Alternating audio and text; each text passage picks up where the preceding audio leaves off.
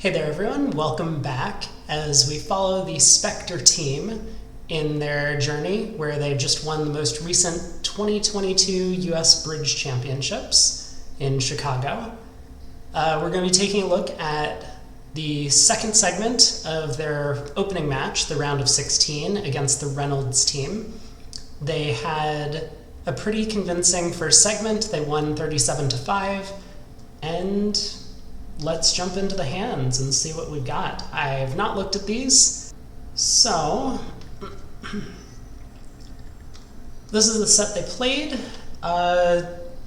It looks like the Reynolds team has the same players, Joe Viola, Bill Hall, Lance Karen, Tom Reynolds, in the same rooms. Open room, Joe Viola, Bill Hall.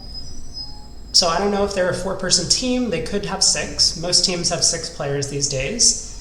We see that John Kraniak and Vince Demouy have substituted out for their sponsor, Warren Spector, right here in the open room, and his partner is Gavin Wolpert. So let's take a look at the scoreboard. It looks like another pretty solid set for Spector here. One of the things that I really enjoy, actually, is hands where we double the opponents in a part score and beat them a large number of tricks. This sets a big tone for the entire match, so let's pull this board out and take a look at it. Because if we're able to do this and defeat them on defense, they're going to be psychologically a little more scared to come into the auctions. I can pop myself in here. And that just allows us a lot more freedom in our bidding as we move forward in the match. So what have we got on this hand? East, as the dealer passes, vulnerable versus not in first seat with a pretty strong 11 count. I mean, this isn't like a 6-5 11 count, but two aces, supporting honors in both suits, two tens as well, and good spots in the diamond suit as well as the 8 of hearts. It's a stylistic thing. I know a lot of older players tend not to open these kinds of hands, but I think that's very wrong. And one of the main reasons for doing that is that the sooner you get your hand off your chest, the less the opponents have been able to communicate about their hands, and therefore you're less likely to be doubled when it's not actually your hand. Like, if we open this hand of diamond and partner passes throughout the auction, then, you know, the opponents are going to have to double us in one diamond pretty quickly before they're able to express what their long suits are. Whereas if we pass and come in later, then we can get in trouble, as it looks like happened on this hand. But let's see what happens. So pass, pass, pass. 3 passes. Looks fairly straightforward from both south and west. North opens a spade. Good 14 count. I mean, its singleton heart is great. Good spade strength, a bunch of controls. 5-4-3-1 distribution is obviously excellent. East now comes in with a double, which I agree. This is a very standard takeout double by passed hand. You couldn't have any more than this. This is a super maximum with 4-4 in both the red suits, doubleton spade. I mean, you of course could be 4-by-1, but then maybe you would have just opened in the first place. South redoubles, 10 high card points. Yeah, I mean, feels about right. We don't have spade support. I'm not sure what kind of system they play. Some would play 2 diamonds, would be a transfer to hearts here to show South's hand, but redouble to show extra values and suggest defense makes a lot of sense to me. 2 diamonds by West seems quite reasonable. That is West's longest suit. We expect to have a fit with partner who made a takeout double spades, and we just want to get our hand off our chest as soon as possible. Make it so the opponents have to force their decision immediately. And then, of course, North goes after this with a double. I understand that from North's perspective, we probably don't have a game. If we don't have a spade fit, you know, opposite a passed hand partner, we can have at most 24, maybe 25 high card points, but without a good fit, and with the opponents being eager to compete in this auction, it seems very unlikely that we're going to make game on this hand. So our best bet is to maybe double them in a part score or a bit of part score of our own. And given that partners suggest defense, we're just showing, hey, we have some diamonds. Now, I don't know if their partnership agreement is that the redouble suggests defense in all 3 suits, and the double shows 3 or more diamonds, or if this is just some sort of cooperative auction where North says, I have some diamonds, if you also have some diamonds, feel free to pass this. Okay, so I imagine the ace of spades will be led, but I could understand leading a singleton heart as well. So North elects to lead their singleton heart. We duck the heart, which makes some sense. South being a little tricky here. I'm not sure that it's necessary to win the jack. Obviously the 9. Oh no, sorry, the 10 is over here. Well, scratch that thought. So okay, South wins the jack of hearts, of course. Of course, as expected. And probably switches to a club, I would imagine, looking at this dummy. We have the queen, jack, and 9 of clubs covering the 10. So the queen of clubs switch makes a lot of sense. To the king and ace. And North returns a club for the finesse through the 10. We tap declare, and now what's declare's prospects? So declare definitely has 2 spades to lose, and another heart, and a diamond. This is, at least those tricks are going to be lost. We do kind of need an extra entry somewhere to take a diamond finesse at some point in this hand. So I imagine you want to start pulling trumps here, otherwise you risk a giant cross ruff. Leading a heart feels like we're doing the wrong thing. But okay, we lead a heart to the ace, and now certainly we need to lead a low diamond off dummy. And with this sort of diamond suit, this is the only way to play the suit for one loser, by leading away from the ace. Obviously, if we just play the ace, then the queen and king are both good. And if we do something like, well, so in leading a low diamond, if South hops up with the queen, we can later take a diamond finesse. And if South doesn't hop up with the queen and lets it ride to the king, then the ace of diamonds will drop their queen. So it is still possible to pick up the suit for one loser, being in the dummy, but it is a little tricky. But now Declare decides to lead spades, and I think Declare just has the wrong idea on this hand. We really want to be drawing trumps so the opponents don't get a bunch of extra tricks that they aren't entitled to. Yeah, and we see here that now a spade's coming through. Declare is going to ruff. This gets over ruffed. Now we play king of hearts and a heart ruff. And Declare's hand is finally high, but we lost an extra diamond trick in the process. So 5 total tricks. Yeah, this I guess just kind of showcases how with these kinds of hands, bidding early often works out better than bidding later. And North-South did very well in the auction. I mean, North's 1 spade opener is fairly standard, but South elects to start the auction with a redouble, thinking, I don't have a fit, but I do have a bunch of defense. I have good hearts and good clubs, so if the opponents wind up in those suits, we'll be okay. And over 2 diamonds, North did very well to double that contract. So rather than winding up at a part score, which they might make for 110 or 140 points, they score 800, which is substantially better and nets them a large chunk of imps. So let's see what happened at the other table. East also elects to pass in first seat.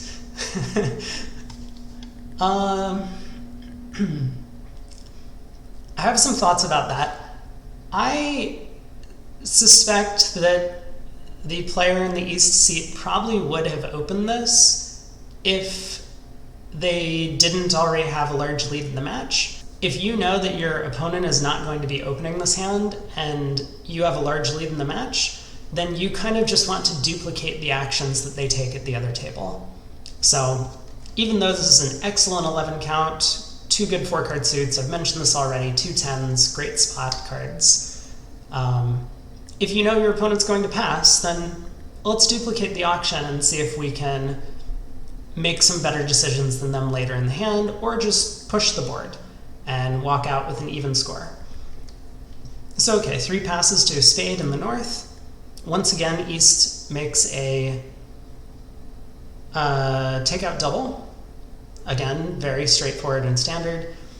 And now South passes the double, and this doesn't make any sense to me. So, I mean, redouble seems fairly straightforward, or bidding hearts seems very straightforward.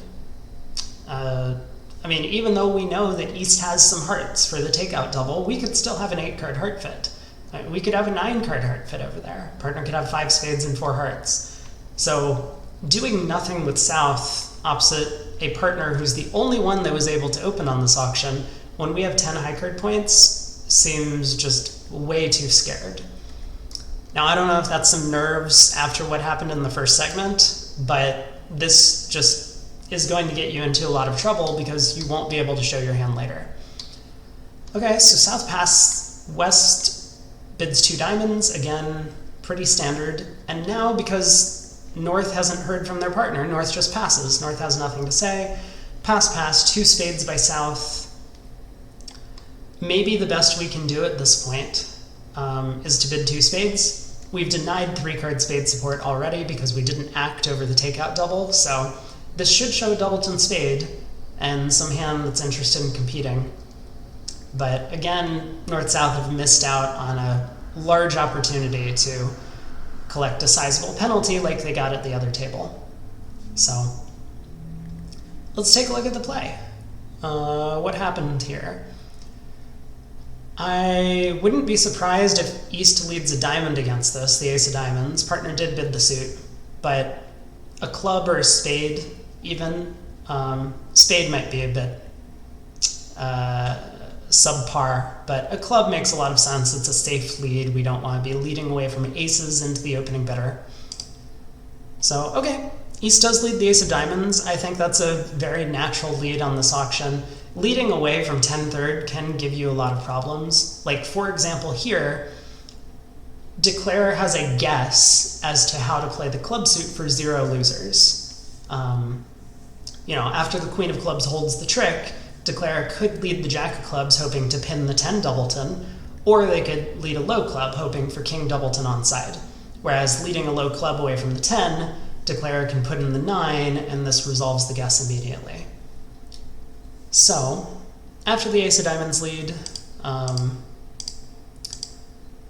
continue a diamond, makes a lot of sense, of course. And Declare leads the Jack of Spades. This is going to work out quite well for them because the 10 of diamonds does get pinned in this hand, but West shouldn't cover.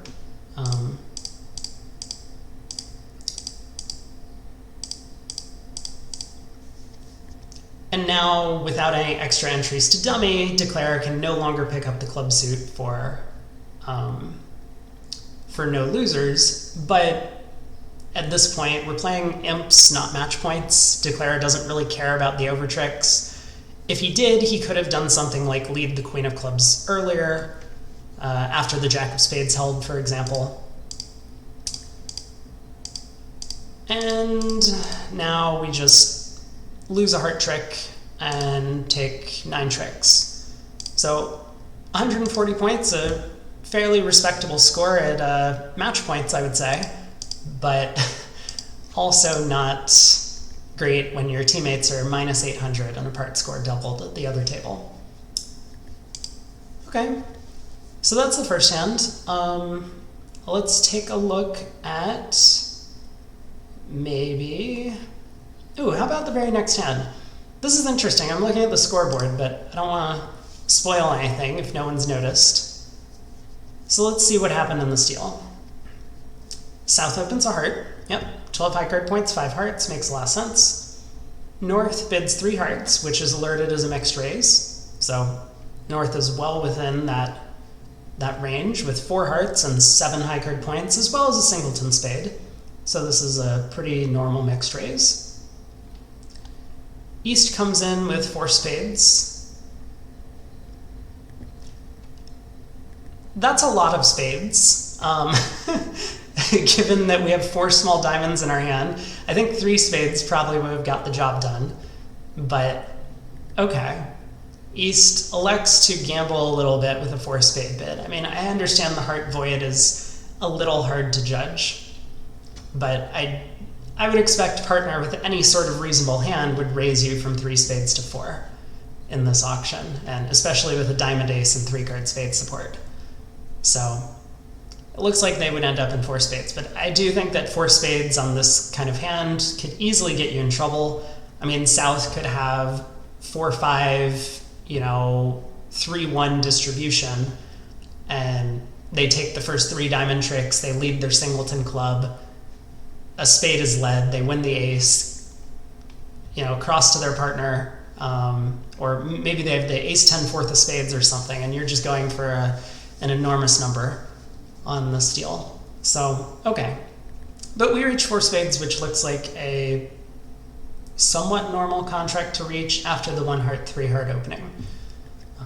East will always come in with 3 spades, and I think West will probably raise. So what do we do in terms of an opening lead? I see merits for a lot of different choices here. We could lead the king of diamonds. It's our strongest suit, and so this will set up a trick. So we would expect, we're going to get the ace of spades, of course. We'll expect a diamond trick. And if partner has the diamond jack, this could set up 2 diamond tricks. So, maybe partner has a hand where they have the ace of clubs and the jack of diamonds, and what we need to do is set up our 2 diamond tricks before both of our black aces get knocked out, so that declarer can run their clubs to discard their diamonds. That's possible. Another option, I think, is to just lead a heart. It's probably pretty safe. It would be very rare for East to bid 4 spades like this with the ace queen of hearts, or the ace of hearts and dummy has the queen. So a heart is a fairly safe lead. A club is probably not my choice. Again, leading away from 10s is very risky. And since we only have a doubleton, unless partner has the ace of clubs and another entry, we're not going to be getting a club ruff. So I wonder what South chose. I'm guessing a heart. It's fairly safe. Okay, so they do lead a heart. And declare ruffs. Ruffing with the 4 of spades is a little cute, probably unnecessary. And leads the 9 of spades, sure. Okay, let's step back for a second though. Because so after declarer ruffs the opening lead, declarer can see that he wants to rough diamonds in the dummy. So pulling trump is kind of going against what declarer wants to be doing on this hand. It feels like declarer should just play ace and a diamond, or duck a diamond. Either one of those seems fairly straightforward to me on this deal. Sure, we're going to get tapped in hearts again, but we can cross in clubs a couple times, ruff our diamonds, and eventually just lead the 10 of spades and overtake it with the king in hand to pull trumps. Maybe the opponents get a club ruff, but we will be ruffing at least 1 diamond on this line of play. And I suppose it's possible even that the opponents don't feel confident in leading trumps. They should. It should be pretty straightforward what declarer wants to do when he leads and ducks a diamond or plays ace and a diamond. But maybe South with ace third of spades won't switch to the ace of spades, in which case declarer can actually get 2 diamond ruffs. Anyway, so playing 1 round of trumps is very strange to me. But let's see what happens. So Declare plays a diamond now, and another diamond. And now, of course, South plays ace of spades and a spade. Declare's 9 of spades lead, which held the trick, confirms for South that he has all of the missing spade honors. So South now knows, hey, I'm going to play this suit instead of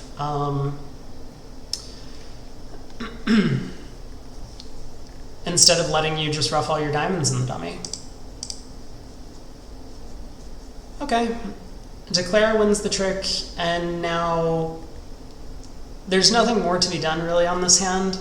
We are able to squeeze North in the minor suits to survive and get out for just down 1. Or, sorry, not down 1. We make the contract. Oh, East West still make the contract from here. So all that needs to happen is East needs to duck a diamond right now. Which feels fairly straightforward to me. I mean, the only way that ducking a diamond loses is if both the king and jack of diamonds are in the same hand. But if that's the case, then either North has the king jack of diamonds along with the ace of hearts that is known from the opening lead, or South has the king queen jack of diamonds and elected to lead a heart away from the king instead of diamond from king queen jack. Both of those seem very remote possibilities to me. So if we duck a diamond, we make our contract because notably North has the long clubs, and we will eventually, after a heart is returned, we ruff, we play the last king of spades, and North gets squeezed in the minors. But okay, East elects to lead the king of spades immediately. We can still duck a diamond. And East plays the 2 of spades now, but now we've exhausted all of our trumps. So the king of hearts is a winner, which means when we duck a diamond, South just cashes the king of hearts. It looks like East just decided that he was playing for 3-3 clubs, but that's just never going to be the solution on this hand.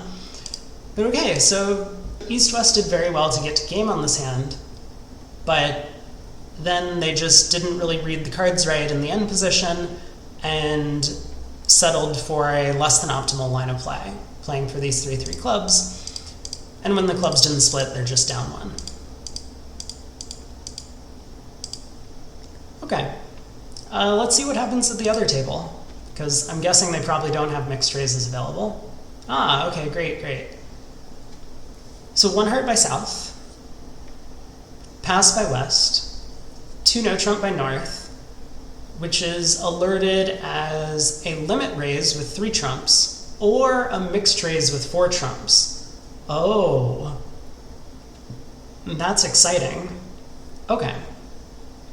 So East, as I kind of alluded to in the other room, makes what I consider to be a better bid. Obviously this auction's a little different, but I don't think it changes the value of East's hand. So East overcalls 3 spades, pass by South, and West elects to pass.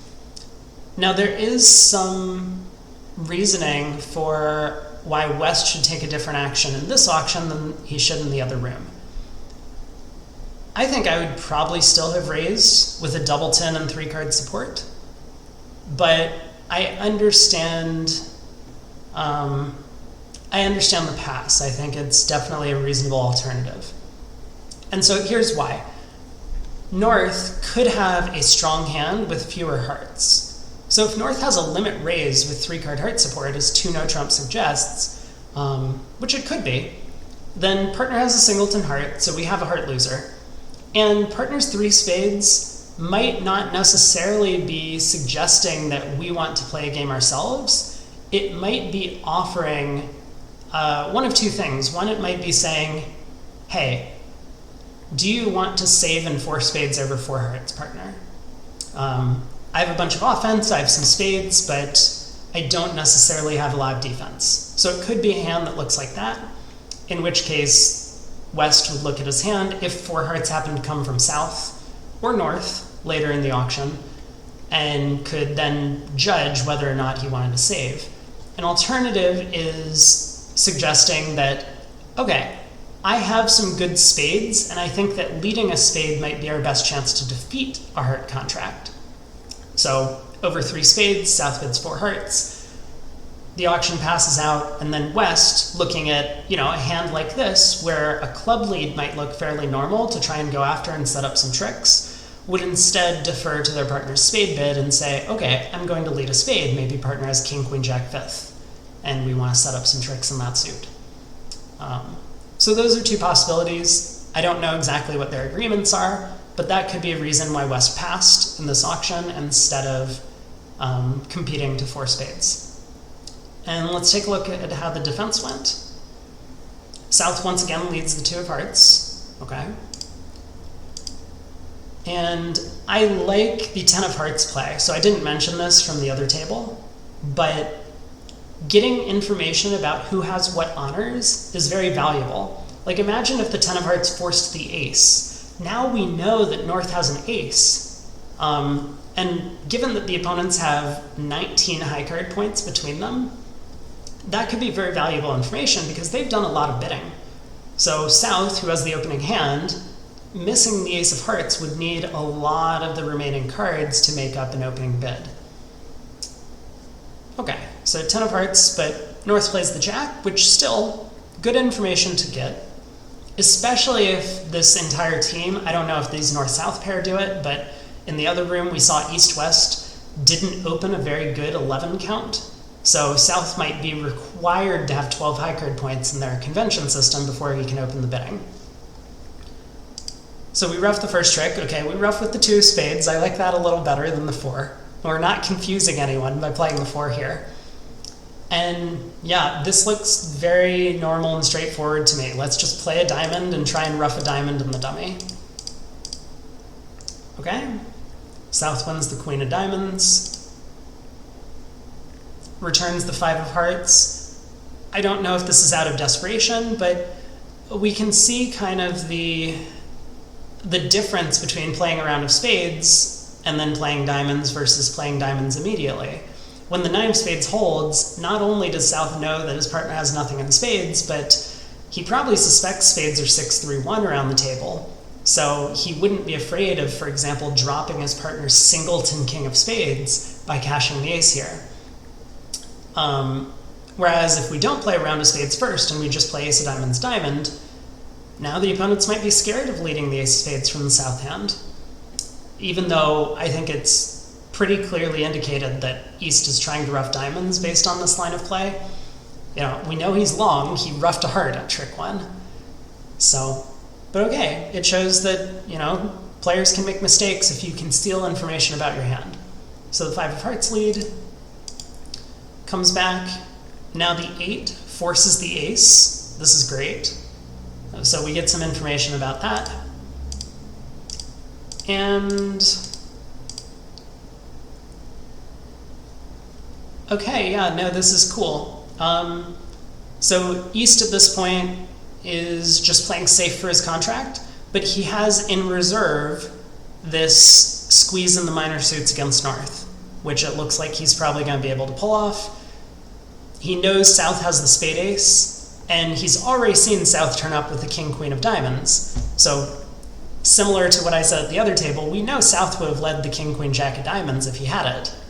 This means that he's always going to be able to get back in, and so he doesn't need to risk crossing to the ace of clubs, roughing a diamond, crossing back to the king of clubs, and then trying to pull trumps. Maybe someone roughs the king of clubs, and then I don't know what happens from there, but we could be risking our contract. You would have to think it all through. But this line of play seems fairly safe, and he's going to guarantee his contract. Maybe spades are 4-0, for example. That's possible. But he still has the possibility of the minor suit squeeze, which it looks like he's going to be able to pull off. Or the king of hearts gets led back, in which case there's nothing more that needs to be done. Declare gets to rough, draw trumps, and now the queen of hearts is high. But none of it mattered at this point. The ace, king, queen of clubs were good, and we see the minor suit squeeze. So that was a very well played hand by East at this table. I would say it's a shame for them that they didn't actually bid and make the game. but they did have some tough decisions in the auction based on this conventional 2-note trump bid from North, which could be a limit raise. But okay, that's what we have for 37 imps to 15 in this segment. I see that there was a slam deal the other direction, but I'm mostly trying to cover the Spector team, and so, but who knows, if someone suggests that I take a look at this hand, drop a comment below and maybe I'll take a look at it next time. So there you have it, guys. The second segment's done, and I think putting that together with the first segment, it looks like Spector is up by a score of 74 to 20. So they're off to a great start against this team. This is the round of 16, and it is notable that Spector comes in as, I think, the 8 seed. So, or maybe they're even the 9 seed, but this is the 8 versus 9 seed matchup. So this is supposed to be a fairly close match just based on the seeding. But of course, bridge can be a little strange that way. So, well, take care. I hope you enjoyed, and I hope to see you back tomorrow for another review where we take a look at the boards from segment 3.